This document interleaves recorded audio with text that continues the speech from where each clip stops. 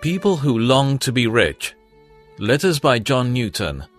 An inordinate desire and attachment to the things of this present world is a prevailing cause of a spiritual declension.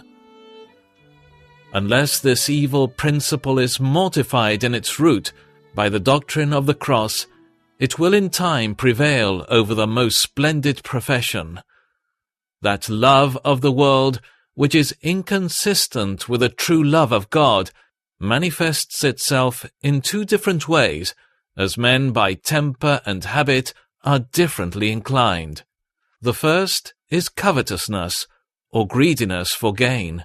This was the ruin of Judas, and probably the cause of the defection of Demas. By the honourable mention made of him in some of Paul's epistles, Demas seems to have had much of Paul's confidence and esteem for a season. Yet at length his covetous passion prevailed, and the last account we have of him from the apostle is, "Demas has deserted me, because he loved this present world." 2 Timothy 4:10.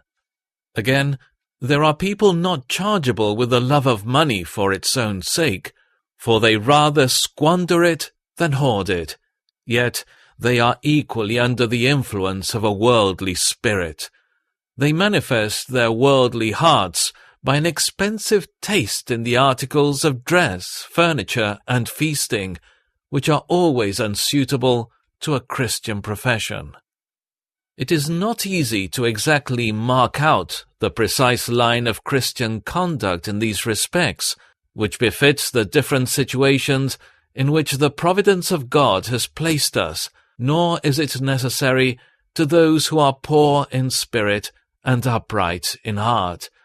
A simple desire of pleasing God and adorning the gospel will solve most cases of how a believer should spend his money, which occupy little and trifling minds. The inclination of our heart will always direct and regulate our voluntary expenses. Those who love the Lord and whose spirits are lively in his service will avoid both stinginess and selfish extravagance. They will rather lean to the frugal side in how they spend their money on themselves, that they may be better able to promote God's cause and to relieve the necessities of his people.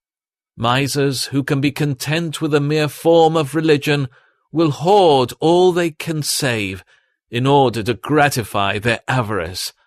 Others will spend all they can spare to gratify their vanity or their worldly appetites. It is not easy to determine which of these evils is the greatest. Perhaps of the two, the miser is least accessible to conviction, and consequently the most difficult to be reclaimed.